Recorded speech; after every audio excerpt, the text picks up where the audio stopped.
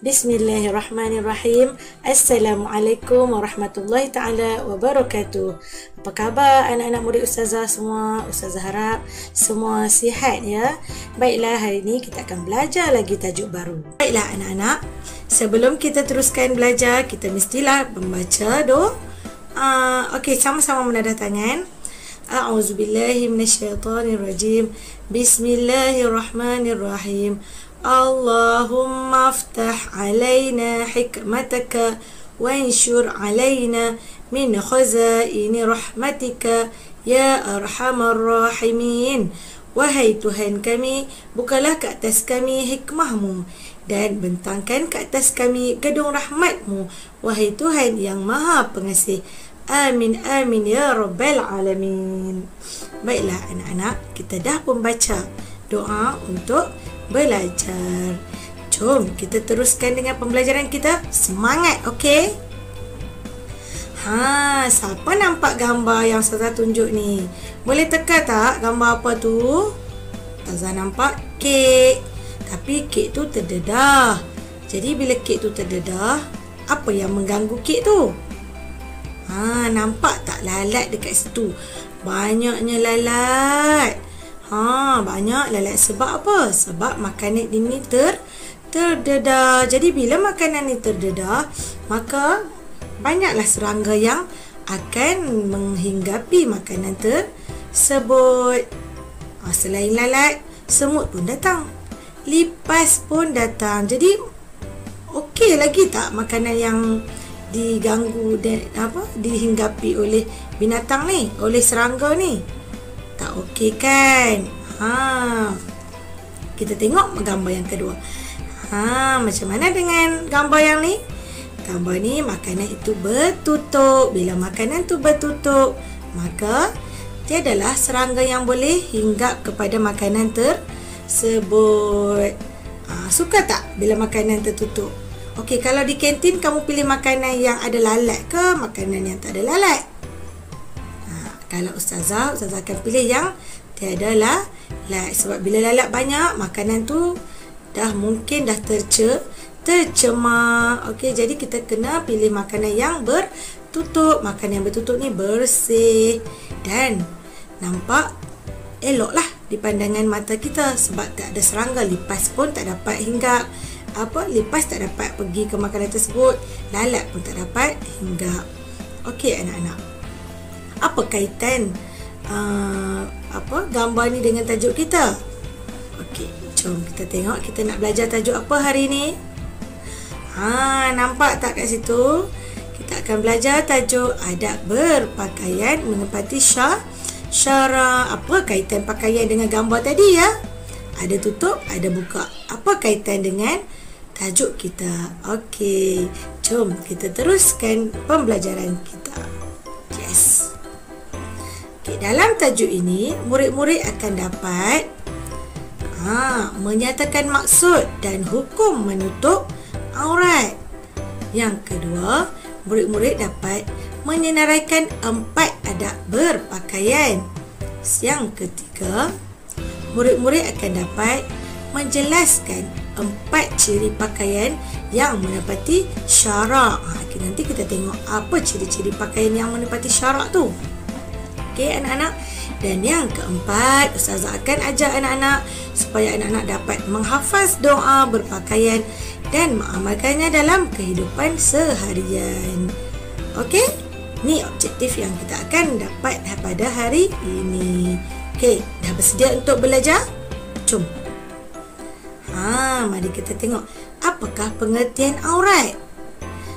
Siapa tahu? Siapa tahu tolong tulis di ruangan chat apa maksud aurat ni. Okey. Baiklah, aurat ialah bahagian tubuh badan yang wajib ditutup dan tidak boleh didedahkan. Okey, kita ulang sekali lagi. Aurat adalah bahagian tubuh badan yang wajib ditutup dan tidak boleh didedahkan. Maksudnya bahagian badan kita yang mesti kena tutup. Macam makanan tadilah, nampak tak? makanan tadi tutup. Sebab apa makanan tadi tutup? Untuk menjaga daripada gangguan daripada gangguan serangga-serangga dan binatang perosak yang lain. Sebab itulah diri kita juga. Diri kita ni ada aurat yang wajib kita tutup dan kita tak boleh dedahkan. Sebab apa? Untuk menjaga diri kita daripada gangguan anasir-anasir jahat. Okey anak-anak. Mari kita tengok. Okey, dalil naqli. Okey, a'udzu billahi minasyaitonir rajim. ولا يبدين زينتهن إلا ما ظهر منها, yang bermaksud dan janganlah mereka memperlihatkan perhiasan tubuh mereka kecuali yang zahir daripadanya. Surah An-Nur ayat 31. Apa maksud dari naqli ni? Okey, Allah perintahkan supaya kita ni jangan memperlihatkan perhiasan tubuh badan kita, melainkan apa yang zahir daripadanya. Okey, faham tak lagi anak-anak? Jadi kita tak boleh dedahkan apa yang ada di tubuh badan kita, melainkan apa yang dah terzahir, apa yang dah nampak, yang nilah yang terzahirlah daripadanya. Jadi daripada dari naqli tersebut, maka hukum menutup aurat ni apa? Siapa tahu hukum menutup aurat?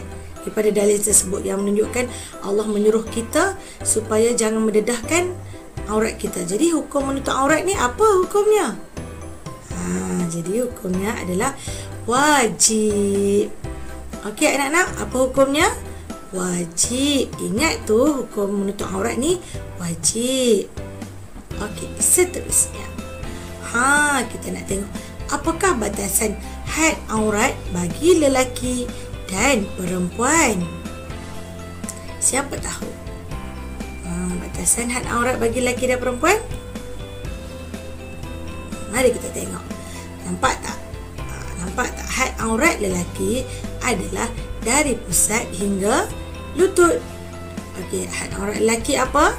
Dari pusat hingga lutut. Ingat ya murid-murid lelaki, nampak tak?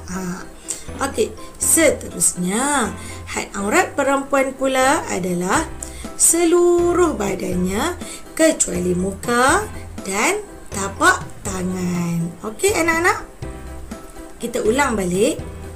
Had aurat lelaki adalah dari pusat hingga lutut, manakala had aurat perempuan seluruh badannya kecuali muka dan tapak tangan. Okey, dapat sampai kat situ? Okey, boleh teruskan lagi pembelajaran kita? Tengok ni. Ustazah ada soalan. Nampak tak? Ini Amir. Amir ni dia nak pergi solat dekat masjid tu. Bolehkah Amir menunaikan solat tanpa memakai baju? Tengok ni, Amir dia pakai seluar elok dah, tapi dia tak pakai baju. Bolehkah Amir pergi solat tanpa pakai baju? Siapa nak jawab? Cuba fikir. Macam mana tu? Okey, tadi kan Ustazah ada bagi tahu aurat lelaki adalah dari pusat hingga ke lutut. Maka Amir ni dah menutup aurat lah, sebab pusatnya pun dah tutup, lututnya pun dah tutup. Tetapi kita nak pergi menunaikan solat. Nak tunaikan solat, nak berjumpa siapa tu? Kita nak jumpa Allah. Mestilah ada adab sopan, mestilah berpakaian yang cantik, berwangi-wangian, pakaian yang kemas, sebab kita nak memohon doa kepada Allah. Okey, baiklah anak-anak. Okey, kita teruskan dengan adab berpakaian. Okey.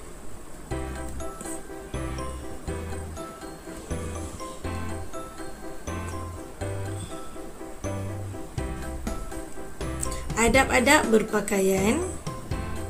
Yang pertama, mestilah membaca doa. Okey, kita mesti baca doa dulu. Biasa anak-anak nak pakai baju, baca doa Bismillahirrahmanirrahim kan? Okey, seterusnya adab yang kedua, kita mestilah menggunakan anggota sebelah kanan ketika memakai pakaian. Masuk tangan kanan dulu, Lepas tu baru masuk tangan kiri. Okey, yang ketiga, kita mestilah memulakan anggota sebelah kiri untuk membuka pakaian. Tadi nak pakai baju, kita mula masuk tangan kanan, masuk belah kanan dulu. Sekarang nak buka baju, adab dia kita mulakan dengan belah kiri. Okey. Yang keempat, mestilah memilih ciri-ciri pakaian yang menepati syarak. Okey. Apa pakaian-pakaian yang menepati syarak tu? Tunggu kejap lagi kita belajar. Okey, setakat ni dah faham Ustazah ajar tu. Okey, sekarang kita uji minda. Ustazah ada soalan.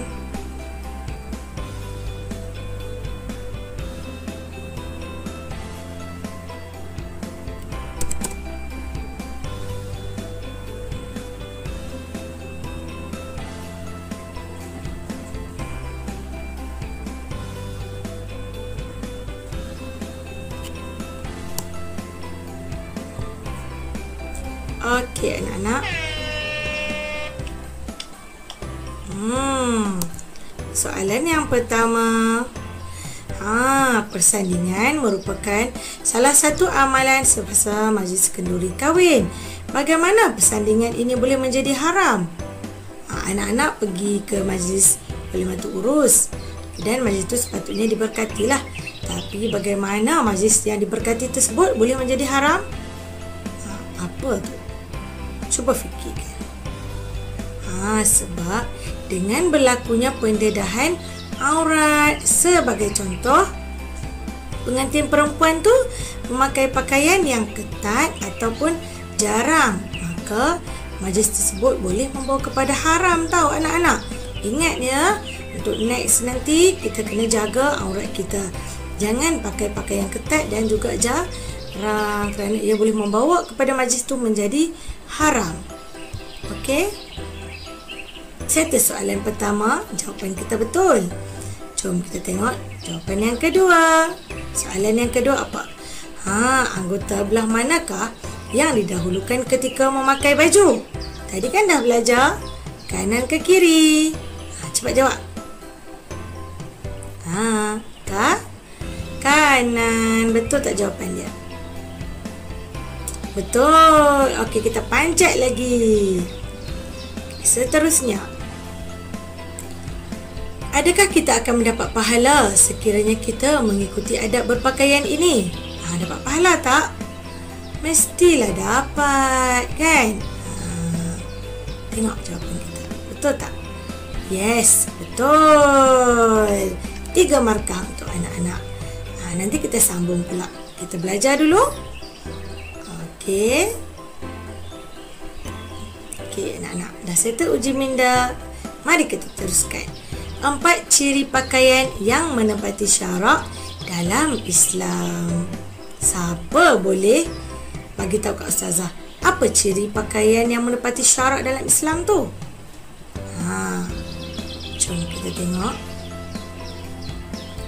Okey, Ustazah buat peta iting ya. Okey, 4 ciri pakaian yang menepati syarak. Yang pertama, mestilah pakaian tersebut menutup aurat. Mesti pakai yang menutup aurat. Nampak tak? Dua orang ni. Ni tutup aurat lah ni. Lelaki dah tutup pusat hingga lutut-lutut. Perempuan seluruh badan kecuali muka dan tapak tangan. Okey. Yang kedua, mestilah pakaian itu tidak ketat. Okey, contoh kalau kamu nak pergi swimming kan, sekarang ni kan macam-macam orang jual baju untuk berenang kan. Ada yang ketat, ada yang pendek, jadi tak sesuai lah. Maka kita sebagai orang Islam kena pilih pakaian yang tidak ketat. Cuba tengok ni, cantik kan dia pakai. Longgar, sopan, tutup aurat. Jadi bolehlah berenang dengan tenang tanpa gangguan mata-mata yang memandang. Orang tengok pun nampak cantik je. Okey anak-anak, seterusnya, pakaian yang kita pakai mestilah tidak jarang. Contoh baju sekolah kamu, tudung sekolah kamu jarang tak? Tak kan? Ia dibuat daripada kain yang baik, kain yang elok, yang tidak jarang. Okey. Seterusnya anak-anak, mestilah pakaian itu tidak menonjol dan menarik perhatian. Pakaian menonjol ni pakaian yang bila jalan tu orang tengok macam tu. Jadi tak boleh lah. Jadi nampak menonjol sangat kan, orang tengok macam tu. Jadi contoh macam ni, pakai pakaian yang cantik tapi tidak menonjol dan menarik perhatian. Cantik kan dua orang ni pakai? Okey, sekarang ni saya akan mengajar kamu tentang doa memakai pakaian. Okey, sama-sama ikut Ustazah. Bismillahirrahmanirrahim. Bismillahi Allahumma inni as'aluka min khairihi wa khairi ma huwa lahu wa a'udzu bika min syarrihi wa syarri ma huwa lahu. Artinya, dengan namamu ya Allah, aku minta kepada engkau kebaikan pakaian ini dan kebaikan apa yang ada padanya. Dan aku berlindung kepada engkau dari kejahatan pakaian ini dan kejahatan yang ada padanya. Amin amin ya rabbal alamin. Okey, saya harap anak-anak dapat menghafal doa ini, okey? Seterusnya, anak-anak, Nabi Muhammad SAW telah mengajar kita cara-cara berpakaian. Jadi, bagaimana sunnah Rasulullah SAW dalam berpakaian ya? Okey, jom kita tengok. Yang pertama, Rasulullah SAW memakai baju yang berlengan panjang hingga ke pergelangan tangan. Rasulullah ni suka pakai baju berlengan panjang. Okey, yang kedua, Rasulullah SAW berdoa ketika memakai pakaian seperti baju dan serban. Jadi kita pun perlulah mengikut sunnah Rasulullah, iaitu pakai baju yang berlengan panjang lah bagi perempuan. Lelaki pun boleh berlengan panjang dan mesti membaca doa. Yang ketiga, Rasulullah disuka memakai pakaian yang putih, bersih, wangi dan berpakaian sederhana. Jadi sunnahlah kalau kita ikut pemakaian cara Rasulullah sallallahu alaihi wasallam. Baiklah anak-anak, kita sambung uji minda kita. Okey, kita sambung uji minda kita.